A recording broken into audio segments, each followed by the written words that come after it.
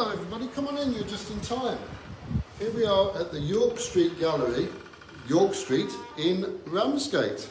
And I'm having an exhibition, as you can see, and I'm calling it a retrospective exhibition because some of this work is more than 30 years old. I mean, this one I made in Greece, I haven't been there for 20 years. This one is one of the original chickens. You can tell if there's no fusions. I mean, if it's a traditional mosaic of mine, then it's more than 30 years old. Keep going, let's see what we've got. We've got some peacocks, of course, my catfish, which I was really pleased with when I made that one a few years ago. Some of the Zodiac series we've got. Purple Owl is new. There is some new work. Never been exhibited before. One of the icons that I made. This is the work from the lockdown.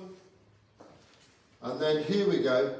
These two, they don't contain fusions, they're just small t and millefeuria. Well, that dates them as more than 30 years old, because that's, that's when I started changing. Keep going, Andrew, we're nearly back at the door.